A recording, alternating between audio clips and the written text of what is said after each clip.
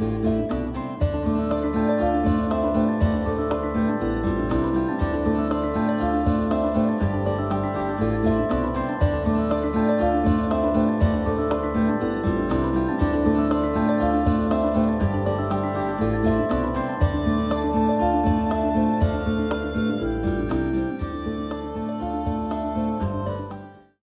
Oracle of Luna is a podcast with me, Bridget Engels, as your host. Here we have conversations with real live, present-day goddesses who are actively and courageously doing their magical work in the world. Each episode is a bewitching journey with relevant discussions on topics such as Wiccan pagan spirituality, writing, culture, magical practices, art, ritual, and the craft in its many forms. Merry meet! Welcome to another episode of the Oracle of Luna podcast. I'm Bridget Engels, your host, and today I am delighted to chat with Deborah Blake. Deborah is the author of 19 books on modern witchcraft, including the Eclectic Everyday Magic, as well as the acclaimed Everyday Witch Tarot and Oracle, and Everyday Witches Familiar Oracle decks. And her newest book is The Everyday Witches Book of Deities, Ancient Gods for Modern Pagans by LLewellyn Worldwide. Deborah has also written 3 paranormal romance and urban fantasy series, as well as a cozy mystery series. Deborah lives in a 130-year-old farmhouse in upstate New York with numerous cats who all supervise her activities, both magical and mundane. Welcome, Deborah. Thank you so much. Yeah. So how are you doing today?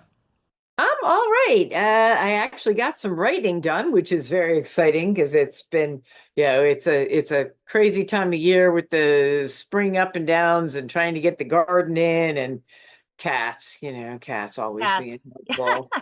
Blame it on the cats, right? Always. Hey, I got 5 of them. There's plenty of blame to go around. Oh, wow. That's a big pack of cats. All right. It's my a lot. birthday today, and I'm going to go out and celebrate. Birthday. Thank you. So I've got a lot to unpack here. Are you ready to go? I am as ready as I'll be. All right, let's get rolling here. Just quickly for our new listeners, this is the second time you've been on my show, but how did your spiritual journey begin with witchcraft, and what did that look like for you?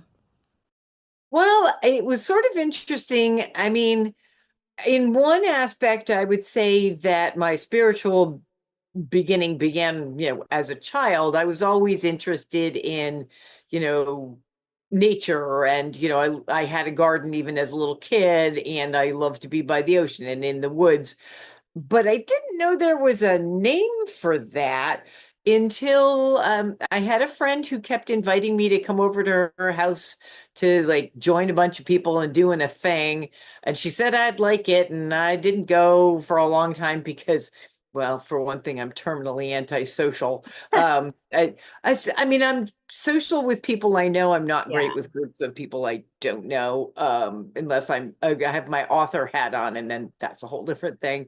Yeah. But one Samhain, she finally convinced me to go over by telling me there weren't going to be that many people, and there was going to be a nice feast, and then we were going to go outside to the park next to her apartment and do a ritual. And I said, all right, that sounds cool. And I got there, and her idea of not a lot of people was about 30, and they're all hugging me and saying weird things like "marry me," and I thought, oh my God, what have I gotten myself into? Yeah. And we had a nice feast, and then we went out into the park, and somebody cast the circle, and something changed. I reached out, as I'd been reaching out for years, in my spiritual searching. Only this time somebody reached back, and there were God and Goddess. And basically they said, well, it took you long enough. And from that day forward, I have been following this path.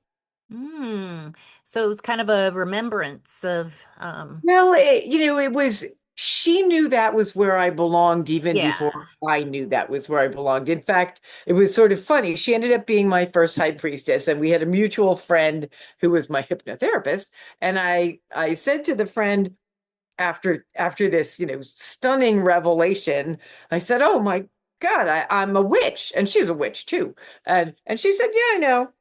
I said, what do you mean you know? She said, oh, I've known for ages. And I said, well, why didn't you tell me? And she said, because you weren't ready yet. You had to find your own way there. Yeah. And I think that's true for most people, Yeah. no matter what their path looks like, it shows up when they're ready. Absolutely. So, can you describe the first deity, god or goddess, that you connected with? Well, I mean, those first deities were simply god and goddess. They did not have names or personalities, or they did or they didn't identify themselves. Hecate was really the first goddess who sort of tapped me on the shoulder, and at the time I was sort of intimidated because she is not a mellow goddess. No. But I think that the reason that I was drawn to her, or she called me to her, was because she had some traits that I needed. She's pretty kick-ass, and I needed to learn my own strength and how to use it. And that's one of the things that I talk about in the book, because people ask me all the time, how do I know which deity to Yeah. And to connect with? we'll get to all that. I was just curious what your intro to Yeah, but that to was per- that was basically, and I'm attracted to Bridget, different times of year, different energies. yeah. But yeah, if I had to pick one who I'd say was who I called on the most often, it's Hecate. Yeah. Goddess of the crossroads and the Yep. underworld. And I So, was at a crossroads, so there you go. yeah, I think they show up when we need them. What do we mean by deity? Deity is a kind of a pretty broad term. It Um, is. And, that's a tricky thing because first of all, it doesn't necessarily mean the same thing to everybody. yeah. Yeah. Um, and as with everything else, there's no wrong way.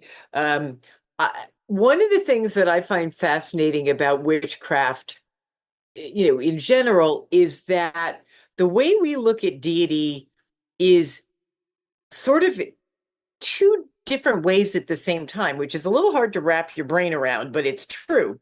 One is that we have these individual deities that we can connect with. There's Hmm. Hecate, Bridget, and Thor, and everybody else. They have names, they have traits that, have been associated with them for, a very long time.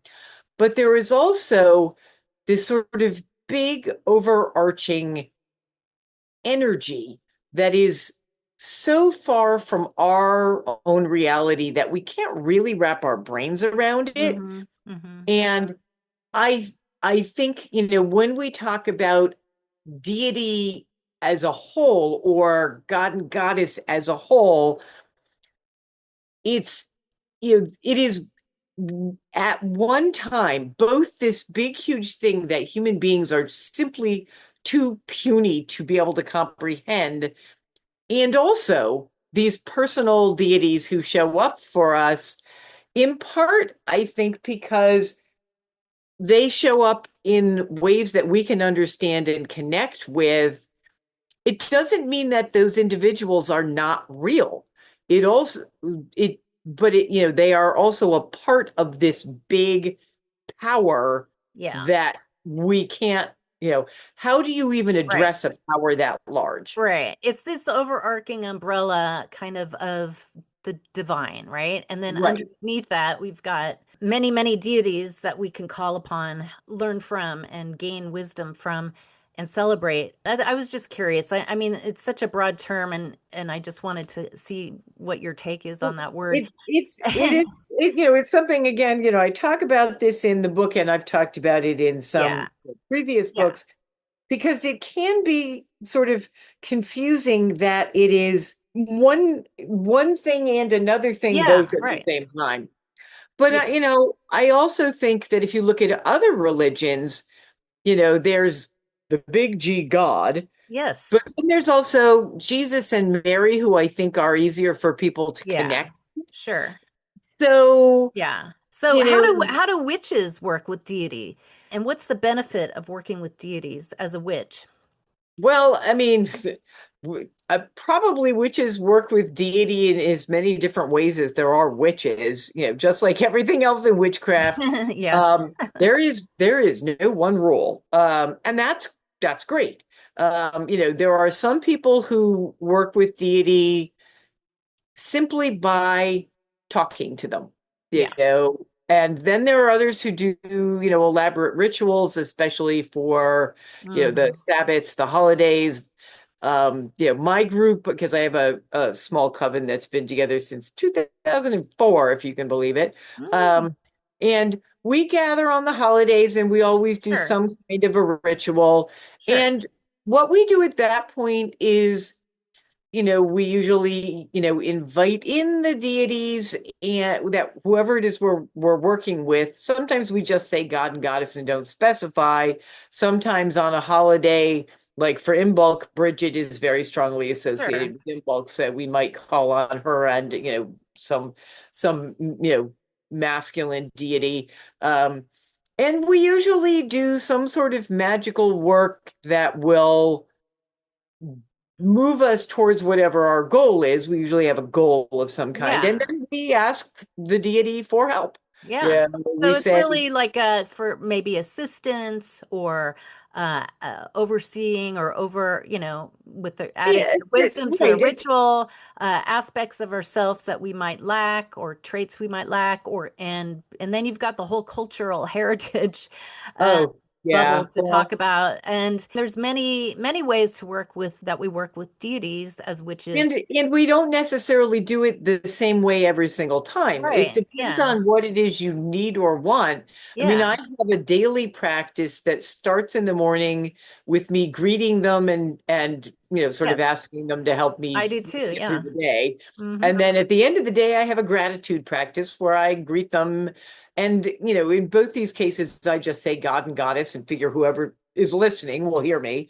Um, and then I thank them for whatever specific things have happened through the day and also for helping me to survive it and, not Yeah. end not That end up that in in jail. itself is a celebration, It really is. Yeah. I mean, I am every day. I am grateful that I didn't like smack anybody who needed right? it, and end up in jail, or that, a cat didn't throw up in my shoe.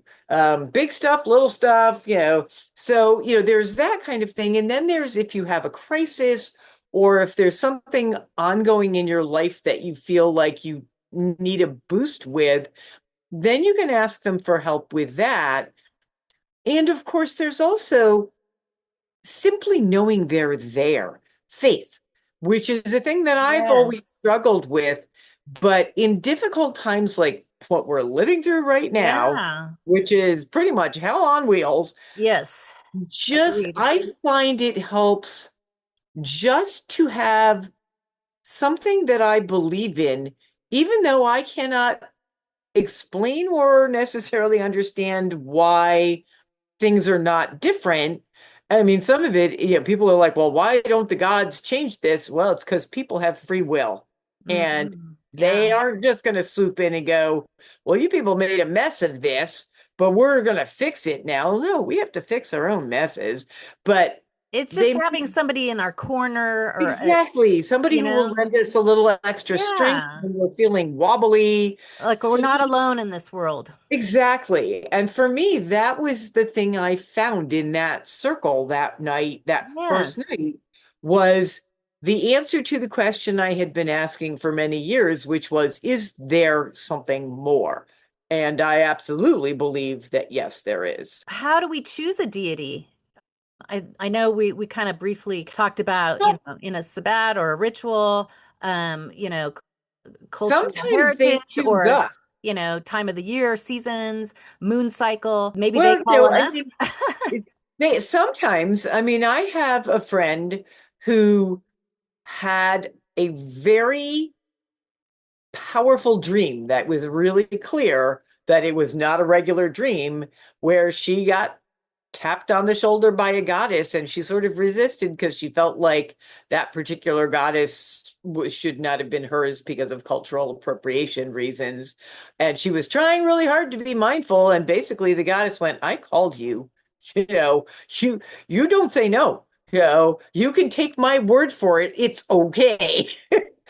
So sometimes they do come to you. Sometimes you have to be open to signs. For instance, if you start seeing crows everywhere, there are a few different gods and goddesses who are associated with crows. So you might want to sort of look into who those deities are and see if any of those particular deities resonate with you. Yeah, like Morrigan, if you see Right. crows or ravens. Exactly. Yeah. Well, and Hecate And also Hecate, associated yeah. with crows. Basically the kick-ass goddesses, the ones who deal with the dead, because crows are carrion birds, among other Mhm. things. There are, Yeah. ravens are associated with Odin. He's, well Right. known for his association with. Yeah. So, The messengers. um, so you can look for signs and messages. You can ask. I mean, you can do a ritual saying, okay, I am opening myself up to anyone who would like to come to me. Is there anybody there? And see if you get an image in your head, or if somebody talks to you, or if after that ritual, all of a sudden, Yeah. I mean, if You you feel finish the something. ritual and there's a giant thunderstorm, maybe it's Thor. Maybe. Yeah. I keep seeing hummingbirds. Not Oh, sure. interesting. Yeah. So tell us about your new book, Everyday Witches Book of Deities, Ancient Gods for Modern Pagans, and what inspired you to write it, and how does the reader work with your book? Well, two different things inspired me to write it. One of them is sort of pragmatic because I'm a pragmatic witch, which is, as you said at the beginning, this is my 19th witchcraft book. And I've done a A couple of lot. tarot decks and things. And Yay. I sort of sat down and went, what the heck haven't I written about yet? I'm running into things that I haven't written about.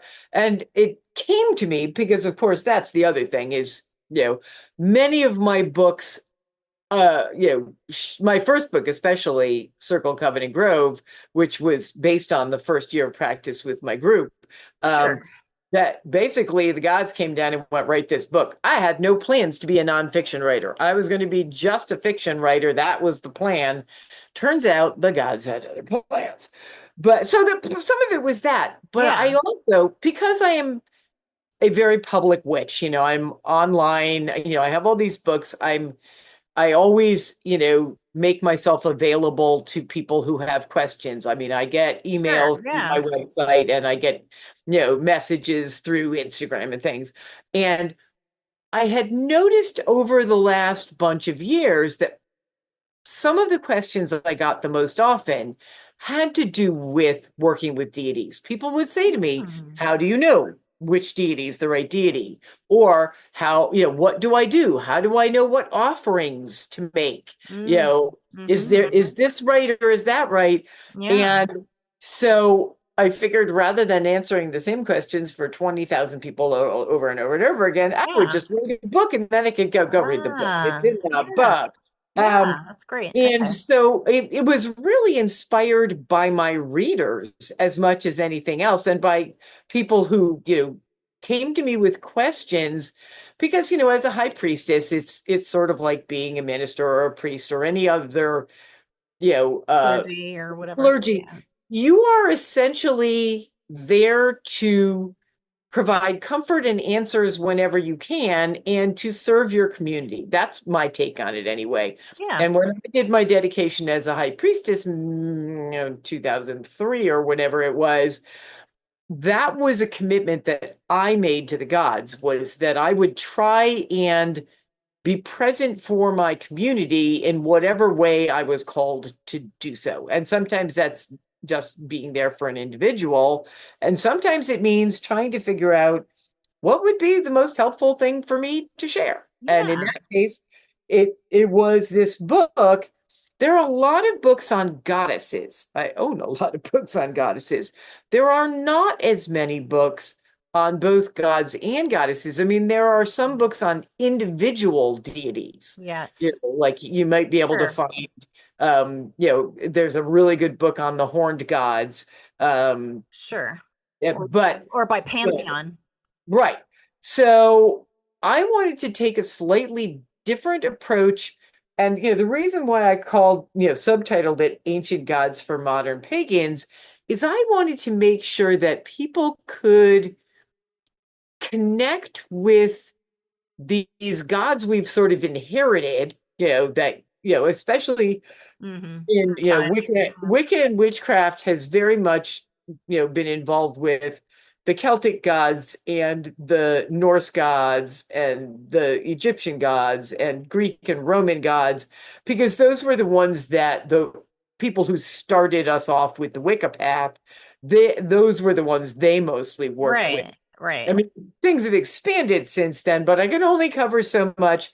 In certain cases, Yeah. there are things I'm not qualified to talk about. Sure. I can't really talk about the Orishas. I don't work with them. I don't know enough about them. Yeah. And there are people who are qualified. They're writing books. Go read their books. Yes. But I wanted to put a section specifically that talked about how the cultures that these gods all came from interacted with deity and the influence that deity had on their lives in those cultures at the time they were living them.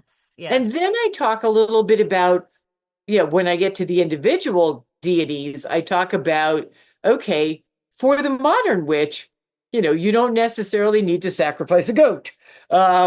If you happen to have a goat and you want dinner, sure. Yeah. But, in general, most of us are not going to Sure. interact with deities the same way that the Greeks Well, did. and that's my whole thing is that I want to know how I can work with a goddess or god in the here and now and Exactly. make And it that's what this real book in the is all here and about. now. And I did a lot of research, Yeah. which most of my books are not research heavy. Most of my books are just me talking about, well, this is, how I do things, or this is, what I believe. This one was really hard. Now, mind you, I mean, I grew up in libraries. My mom was a librarian and then a library director. And, it's not like I don't know how to research. Yeah. It's not my favorite part of writing. Yeah. But part of the problem with books on deities and the information that we all have, those of us who've been in the craft for a little while read essentially the same batch of books, but the same I was just batch going of to say authors. a lot of Scott Cunningham and Right. all those Well, early and, Aidan McCoy and Dorothy Morrison. I mean, wonderful authors, don't get me wrong. But one of the things that I have discovered, because my editor at Llewellyn, who is absolutely fabulous and knows all the things, Alicia Gallo, She's been the on the one, show. Yeah. she's the best. Yeah. But one of the things she knows is, because she gets to read a lot of people's books, she has learned over the years that mistakes were made. And one of the things that had happened were those earlier books, even before the people we talked about, the books by, the folks who really brought over and started Wicca, they had information in their books that the next batch of people took and went, oh, Sure. okay, this person. So every era stands on the shoulders of the previous era. Right. As So writing goes, yeah. Raymond Buckland said this in his book. And Yeah. so all of us who are reading all these books are saying, okay, so if this person said this about this deity, okay, now I know that. Turns out a lot of it was wrong. And what happened Nobody was fact checked. well, there was no internet then. There was no Wikipedia, Yeah. and some of this was very much unintentional. They Sure. just thought they knew a thing and it wasn't right. Some of it was, I think people put their own spin or interpretation on a deity that was convenient for what they wanted them to do or be. Yeah. But then the rest of us read those books, and then we read the books that the other people after them had read. And so the same bunch of misinformation has been repeated over and over and over again, to the point where we all think it's true. And so, I handed in this book, the first draft of it, and Alicia said, Okay, that's not right. That's not right. And I know what book you got that from because everybody quotes that Well, book. what I love about this book is Right. that it's a guide for you can pick it up and you can work with it intuitively, or you can kind of read more up on which pantheon you want to work with, or what phase of the moon, or what their attributes are of a certain god or goddess. You've really done a beautiful job of structuring it, and I love in the back where you also the towards the end of the book where you've got real life witches and heathens who've Oh, contributed, and that's that's amazing because I yeah. love that That aspect. was one of my favorite things about this book, and I actually fought to make sure it was included, because I'm fortunate enough to have a few friends who follow either specific pantheons or, a couple of specific deities from a specific pantheon in the real world today, not some ancient, Right, Greek. right. And so, like, I have a friend who is a druid. He practices, he is a druid and a witch, but he works with the Celtic deities. And Yeah, I said to him, would you write me something about what this entails for you? And I have another friend who follows the North pantheon, and I asked them, would you, you know, tell me, because I've been fascinated by their stories and fascinated by what they post online. And I thought, if this fascinates me, it might fascinate some other people yeah, too. So, great. I loved their contributions. But yeah, as you were saying, when you ask how people can use this book, there's a lot of different ways you can come at it. Yes, you can use it as sort of a basic research tool because I've done all the research for you. You're welcome. Thank you. Um, yeah, or you can use it to look up a specific deity or deities if you want to, if you're like, okay, I keep hearing people talking about Bridget, what's she all about? Yeah. And Or I'm going to Imbolc ritual. What do I need to know? right.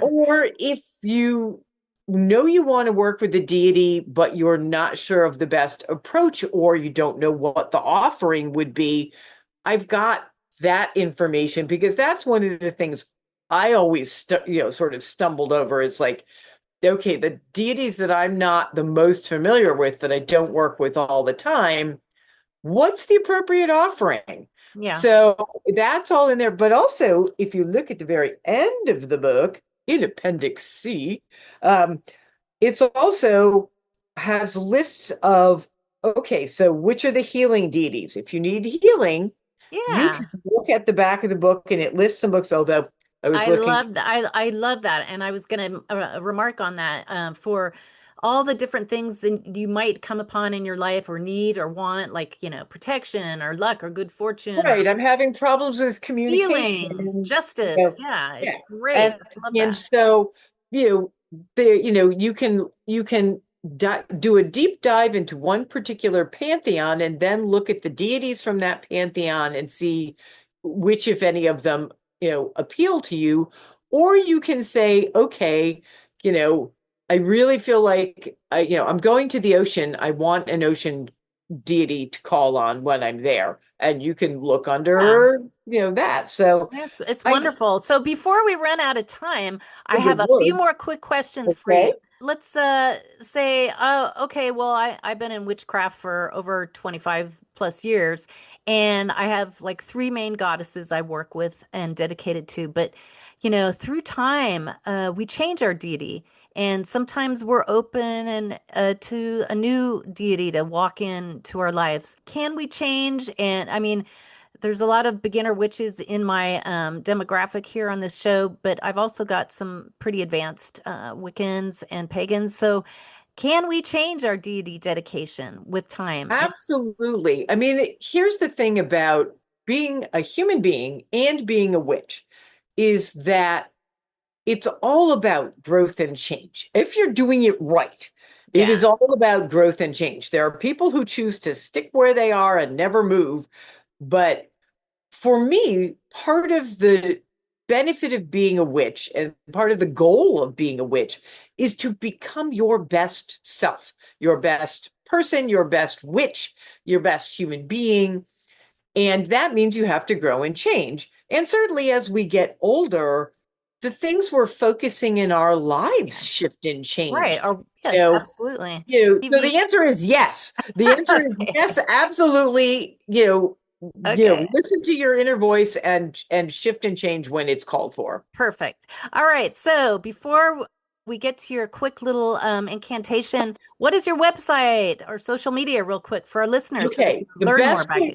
the best way to find me is my website because it has links to all the other zillions of places that you can find me. And that Excellent. is the very imaginative DeborahBlakeAuthor.com. If you can remember my name and you can spell Deborah the long biblical way, you can find me. Okay. DeborahBlakeAuthor.com. Perfect. There's like all the books are on there, everything. Okay. I am on most of the things. Yes. Okay. Perfect. So let's give you 1 or 2 minutes, real quick, for your incantation or spell from your book. Okay. Take it So away. this one is for Diana, who is the Roman goddess of witches, magic, the moon, hunting, and a bunch of other stuff. And this is just a great thing to say on the full moon. Diana, goddess of the hunt and the wild, the moon and the feminine divine, I call on you to send me the power of your magic so I might use it to fuel my own power and divinity when I need it most. Help me tap into my own wild nature and channel it into my magical work with passion and strength. Let your sacred light flow into this water, imbuing it with the essence of the moon. Beautiful. Well, again, thank you so much, Deborah. I love this book, and I really am a big fan of your Everyday Witches Tarot. I use it almost every Sunday now on my tarot weekly reading, and I just am a big fan of yours. So thank you again so much for coming on the show and inspiring us with deities and all your wonderful witchcraft offerings. I'm happy to do it. The whole point of putting a book out is to hopefully get it in front of as many people as possible so that it can help people make their practice the best that it can be. Yes, absolutely. Thanks again. And thanks to all our listeners for joining us here today. All right. That's about it. Until next All right. time. Bye bye.